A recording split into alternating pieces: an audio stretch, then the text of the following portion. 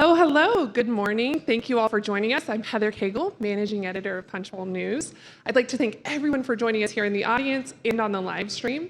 We have a very exciting conversation today with Congressman Joyce. He's a three-term member from Pennsylvania and a doctor. We'll talk about some news of the day and healthcare innovation.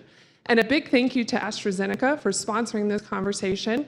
After my conversation with Congressman Joyce, I'll be joined by Dave Fredrickson, Executive Vice President of Oncology at AstraZeneca, for a fireside chat. Congressman Joyce, I'd like to welcome you to the stage.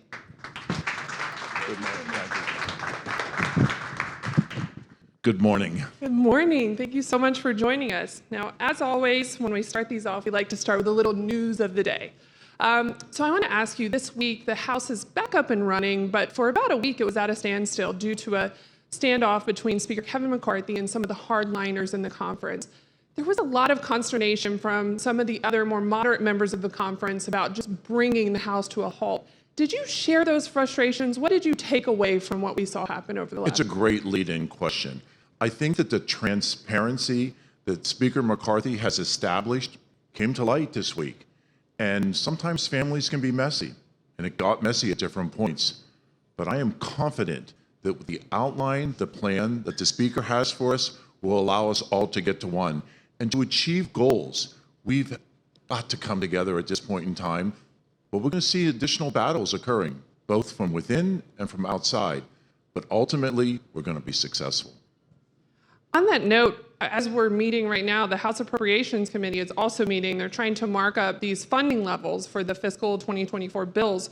McCarthy, as part of the deal to end this stalemate, agreed to allow the committee to mark them up to $120 billion less than what was agreed to in the debt limit deal with President Biden. That's a huge cut for some departments and agencies. Are you worried about a government shutdown in September? Absolutely not. I think we're going to find that commonality, the ability to continue to fund government and move forward. I want to ask you one more question. You come from a very important state in 2024, Pennsylvania. President Trump was indicted this week on 37 felony counts. We've seen a lot of House Republicans kind of still rally around him. How do you think that impacts the 2024 race, and have you made a decision on who to endorse in that race? What we're seeing in Pennsylvania is there's still an incredibly strong allegiance to President Trump. We're seeing that I represent the most conservative district in Pennsylvania, and President Trump's allies and supporters are still there. But right now, we've got to work on what's so important here in Congress and move that ball forward. So no endorsement from you yet? We're looking carefully at the candidates. Okay, I appreciate that. Let's turn to the topic of the day, healthcare innovation.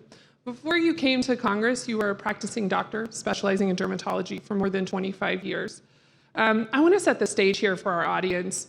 Orphan drugs treat diseases that impact about 200,000 people in the U.S. or less.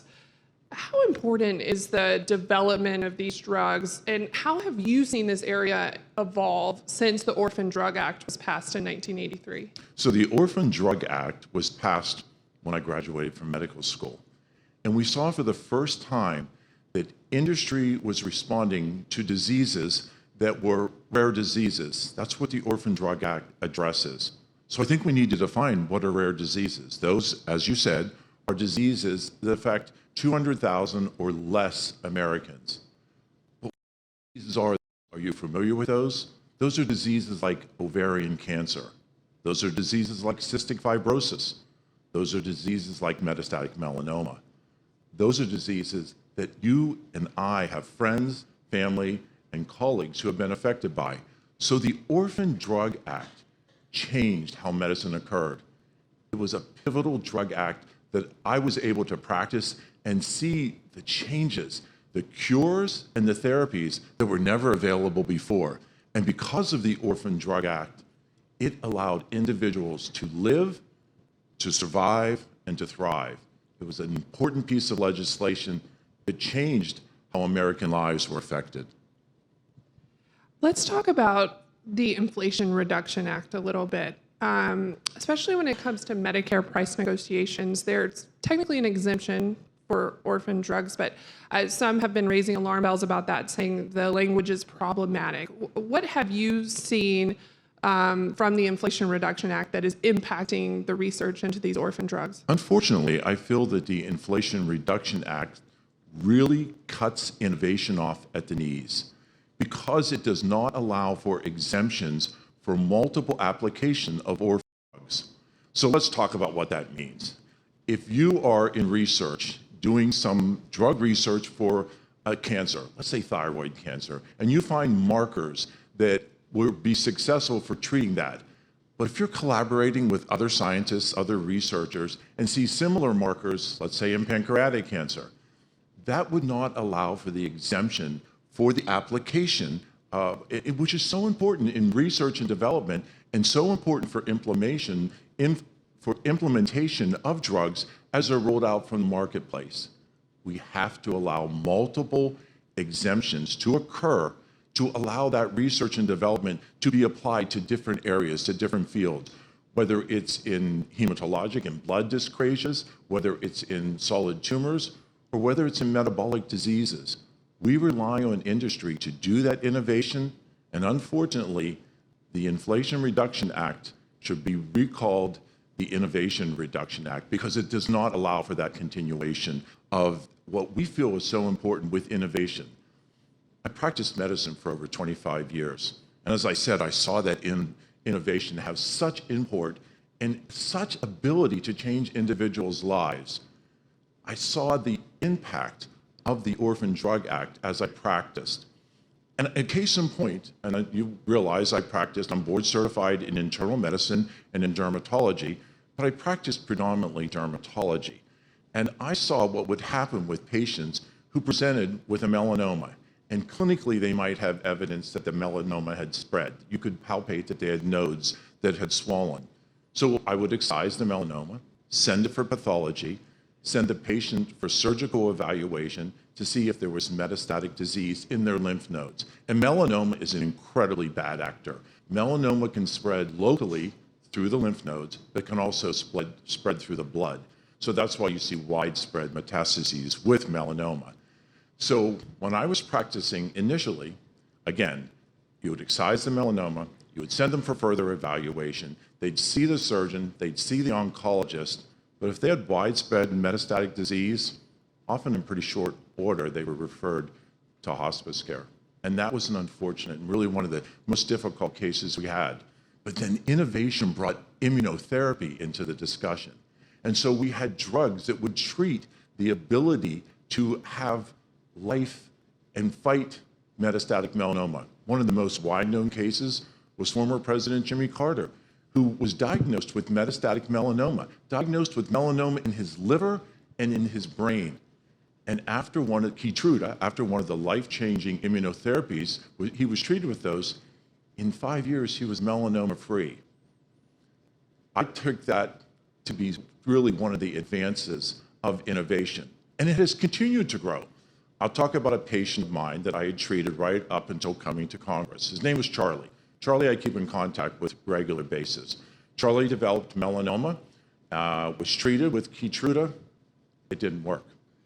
But then there's another immunotherapy, Optiva. Second line of immunotherapy. Today, Charlie is tumor-free.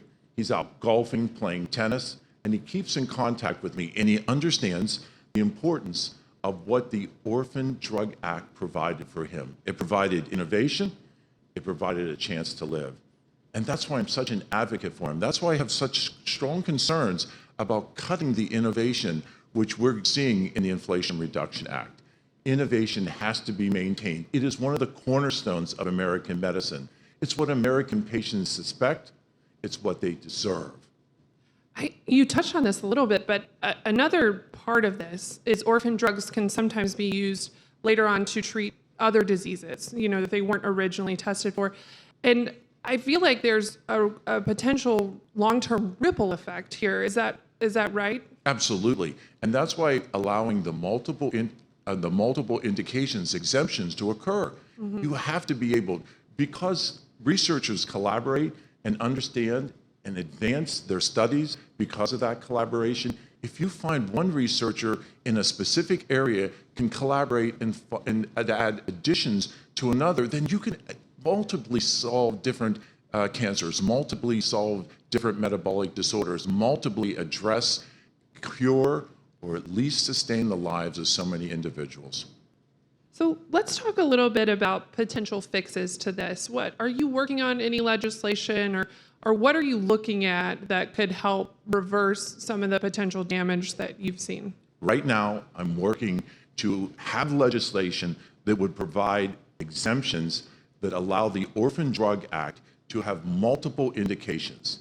And that simply says, allow it to be applied for each individual disease or cancer where it can have a potential cure, a potential life-saving ability. We have to be able to instill back into legislation what was so important with the Orphan Drug Act. So we're working on legislation to roll out to address that. Again, this will be bipartisan legislation because these disorders, these cancers, affect all members of society. You teed up my next question nicely. You're on Energy and Commerce, which would be home base for any bill like this. What's the reception to this legislation from the chair, Kathy McMorris Rogers, or what are you hearing from Democrats? Kathy McMorris Rogers, who is an outstanding chair on Energy and Commerce, the first female chairman of Energy and Commerce, and a true leader, supports that we work together. We're looking to find the right Democrat to be on this as well, and I'm confident that we will.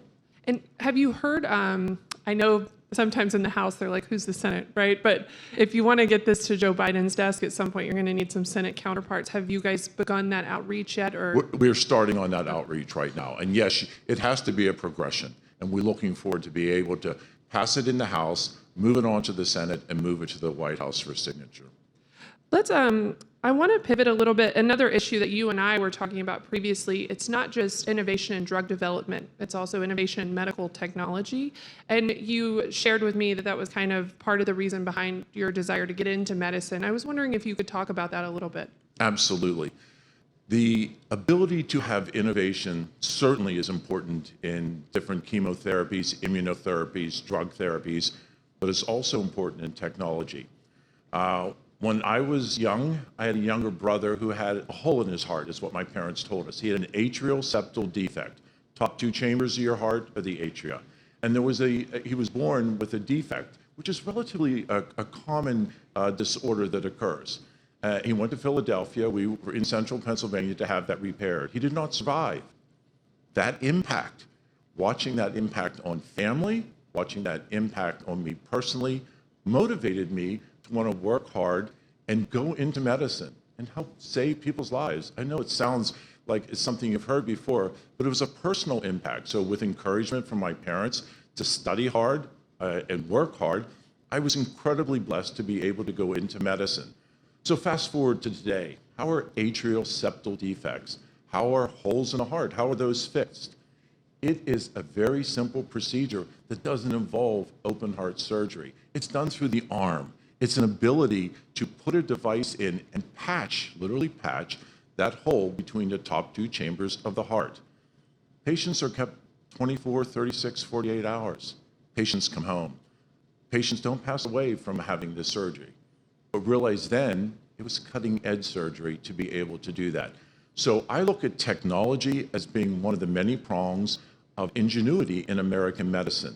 And so I want my patients, I want my constituents to have access to every form of the advancements that science has brought those.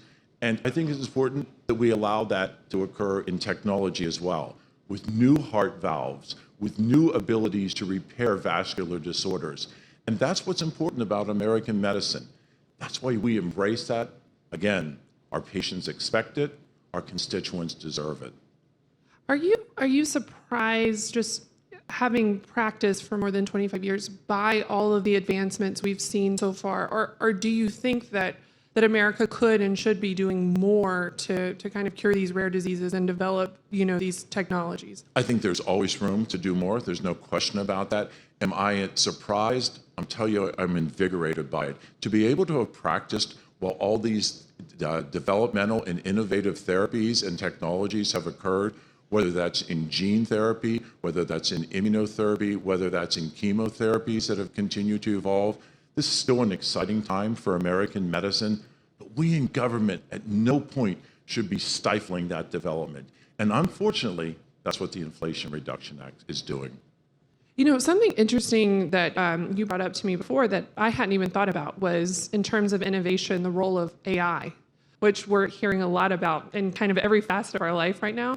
And can you talk a little bit about what you're seeing when it comes to medicine and AI? Yeah, there are so many areas, and I think each of us recognize that AI has significant impact in all of our lives. But let's go back to the collaboration that occurs. We talk about someone's doing research on a new therapy, let's say to treat breast cancer, and they're looking to see what other research is done.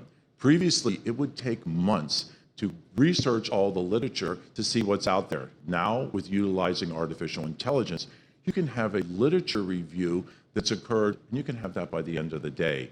And you can see who is doing similar work, who perhaps has done work that you're doing as a researcher that has not been successful, or who is doing something in a different lane and how that could affect another tumor, another blood dyscrasia, another metabolic disorder.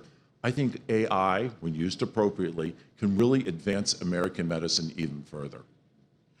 You know, when it comes to technology, Congress is often slow regulating things. And by the time there are any regulations put into place, like look at regulating the internet, you know, they're already outdated, right? So I'm curious, does Congress have a role here when it comes to AI and medicine, or do you think that they should kind of stay out of it? No, I think we definitely have to be on the forefront and understand what the implications are and provide the necessary guidance to keep all individuals safe. Kathy McMorris Rogers has been having programs for us where we sit down with leaders in artificial intelligence. And just this week, information was brought forward that, and as I said, collaboration can occur with information that you receive from having literature research done online. Keep in mind that Chinese do not share that information anymore. They are holding back that information of what's occurring, and yet they're carefully looking at what innovations, what research is being published here in the United States. So we have to be understanding of how we protect that information and how we share that information. And what does that look like? Would we take our information offline too, or would that? I don't think that's the appropriate response. I think that has allowed for the advancement of American research, not just in medicine. I think that collaborative process is really a hallmark of what makes American education so successful. I think it occurs whether it's in medicine, whether it's in other forms of science. I think that we can continue to collaborate. Unfortunately, we're almost out of time, but I do want to ask you, we always like to zoom out here when we end these conversations. And what is your 5 to 10 year outlook when it comes to Congress's role in healthcare innovation? And what would you really like to see done, or what do you want to work on long term? Two issues that are so important to my district. When I ran for Congress, I was a happy country doctor. And my wife, who's also a physician, we would travel and talk to different individuals. And I represent South Central Pennsylvania. Gettysburg is one of the hallmark areas. And so as we would sit down and present what I saw as an agenda to run for Congress, it was very frequent that as I left the meeting with hospital boards, with medical groups, that they would push forward an application and say, you know, you sound like a pretty good guy. Would you consider coming here on staff? Pennsylvania has one of the largest number of medical schools in the nation, and yet we have a physician shortage in rural areas. So a personal agenda, which I've worked on since day one coming to Washington, is bringing medical students back into the rural communities. So we're collaborating with one of the medical schools in Pennsylvania and did a zip code analysis where their medical students who were from the district come home to do the entirety of their third and fourth year in Pennsylvania's 13th Congressional District, establishing those relationships, those mentorships, allowing them to come home and really capture these bright young men and women to establish medical care here and then to return to the rural areas. It's in its fourth year right now. I'm very proud to say it has continued to expand, and I look forward to expanding that not just in Pennsylvania's 13th Congressional District, but throughout the United States. Yeah, I mean, these doctor shortages in rural areas are a real issue. And this is a way to address that.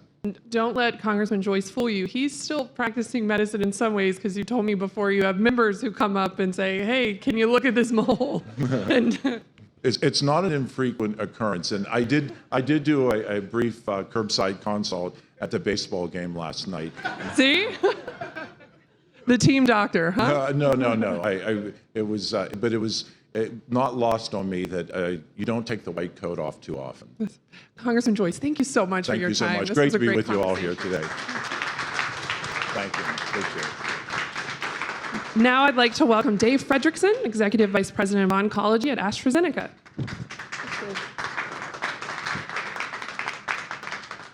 Dave, thanks so much for joining us today. I appreciate it. As Congressman Joyce touched on, he talked about the need for these orphan drugs and to treat these rare diseases. I know that AstraZeneca has really prioritized this kind of innovation, and I was wondering, just to set the stage a little, if you could talk about some of the exciting things that you're seeing when it comes to this area right now.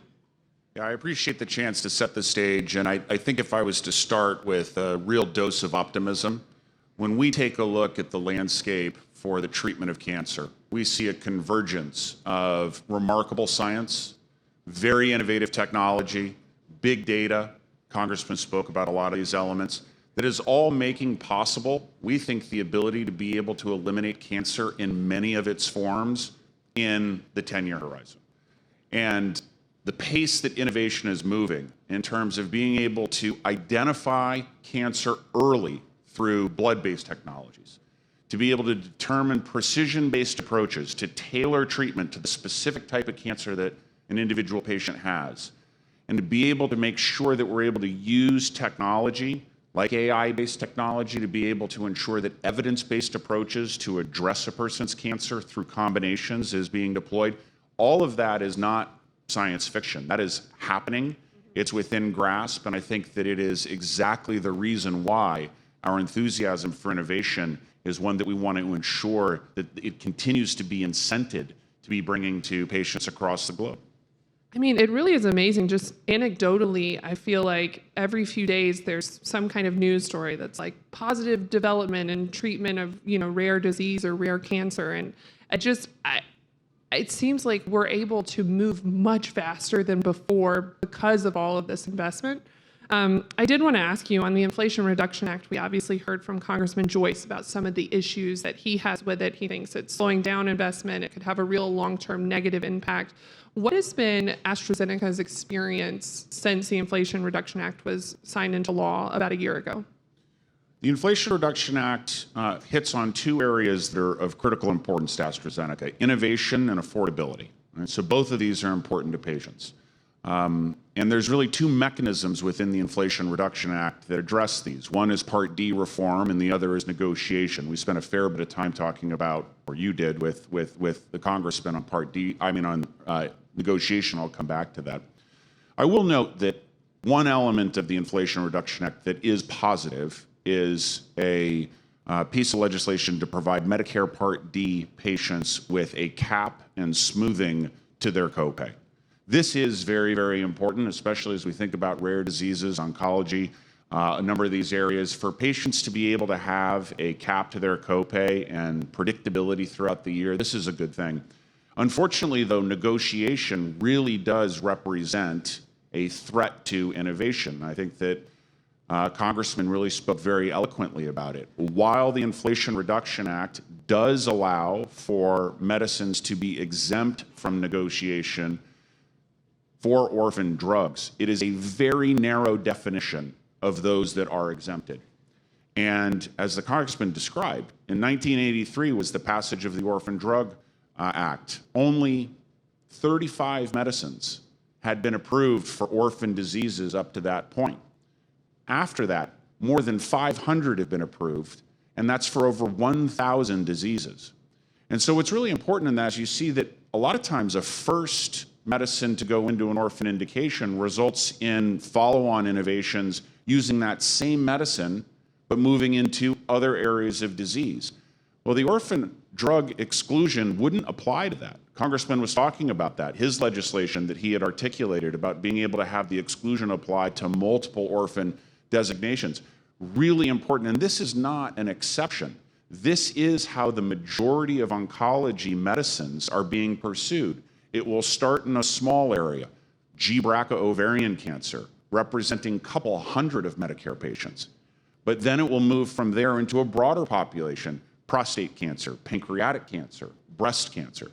Well, the incentive to do follow-on innovations in small areas of patient populations is directly threatened by the current way in which the Inflation Reduction Act has been written and which rulemaking right now is wrestling with. And so I think that it's very important that we seek to find ways either to adjust rulemaking or for alternative legislation to help to course correct. And like Congressman Joyce says, that this is a bipartisan issue that, affects people in every district of every party, right? So I think it'll be interesting to see how it moves forward, especially in the Energy and Commerce Committee. I want to ask you, there's also an issue when it comes to clinical trials and the timeline and the Inflation Reduction Act really, some have said, disincentivizes these trials and continuing this innovation. And I was hoping you could talk about that a little bit. Well, I think that it's starts at the fundamental premise that the core area for generating innovation is through clinical trials. And so any disincentive to innovation is a disincentive to be investing in clinical trials here in the United States. And that doesn't mean that they won't be invested in other parts of the globe. I mean, I'm an American, but I work for a global company that's a multinational company, not headquartered in the United States, and we have science that we think is exciting science that we'll pursue wherever we really believe we can move it most quickly to patients who can benefit from it across the globe. Within that context, it's really important that innovation continue to be incented because clinical trials is one of the best opportunities for patients to be able to get access to innovative medicines. And the other element of this is that we know that we need to get more diverse populations into our clinical trials. And the reason that's important is that today we know that we don't, back to the congressman's point, get nearly enough representation from rural communities, from underrepresented populations, from underserved populations.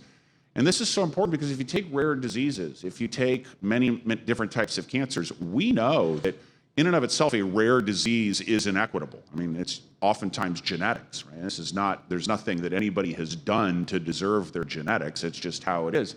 And it's even further exacerbated for many people of color in the United States, whether we're talking about sickle cell diseases or different GI diseases, triple negative breast cancer. So again, health equity being such an important topic today, and it's something that I'm very pleased that AstraZeneca is working behind and that there's a lot of interest and energy within the ecosystem of the healthcare community to work on. But innovation is something that absolutely needs to continue to be brought to all of these populations. And it will be a further driver of inequities if we are not able to get innovation and investment going into rare diseases. I want to ask you, all in this vein, we've talked about a little bit of rulemaking at the federal regulatory level. We've talked about some legislation on the Hill. What do you think is Washington's role here, and what would you like to see post-Inflation Reduction Act? Well, I think that based on my understanding of how this can work itself out, I mean, I'm very pleased to see that there is now mounting bipartisan support for legislation to make some corrections to elements of the Inflation Reduction Act that really do need, as I mentioned before, some course correction. And I don't think all of the elements of the Inflation Reduction Act are bad, but it is a monstrous piece of legislation that has been worked through without very much process or due process. And I think that that therefore requires a reconsideration of those elements. I also think that in the very near term, while legislation is probably something that takes a medium-term period to work through in those technical corrections, in the very near term, CMS is today going through rulemaking. CMS has been pretty open to feedback, and they listen to industry, but they very much listen to the representatives and senators and their staff members that are on Capitol Hill. I think that CMS has expressed an openness and a willingness to hear about these elements, and CMS has opportunity within rulemaking to have very strict interpretation of the legislation or more expansive view of it as they move into it. And I think that it's really important that orphan drug protections and making sure that clinical value is what is being assessed first and foremost in all of the work that's being done in negotiation. I think those are the two most important elements that today staff members can be doing with CMS. Dave, we're almost out of time, but before I let you go, what are you most excited about in the next 5 or 10 years when it comes to innovation in healthcare? Well, I touched on it in the beginning. I'm most excited by the fact that we see now that we are bending survival curves in the positive for cancer patients. What I mean by that is that we really see that 5-year survival rates for patients that are diagnosed with lung cancer are improving. They're improving because we're diagnosing earlier, because we're tailoring treatments better, and we're bringing great innovative therapies to patients that are really working and delivering results. I think that we are starting to enter into a place where more and more patients have an opportunity to think about what survivorship will look like when they are diagnosed with cancer, as opposed to really, really disappointing stats about mortality rates and how that moves forward. So I'm looking forward to bringing that to more and more patients who are diagnosed with cancer across the many different cancer and its forms. Hey, Dave, thank you so much for sharing your insights in this area today. I really appreciate this conversation. Thank you, Heather. And a big thank you to Congressman Joyce for joining us. Thank you to all of you for attending, also on the live stream. We'll have more events throughout the summer, so be sure to check punchbowl.news for our events hub. Have a great day.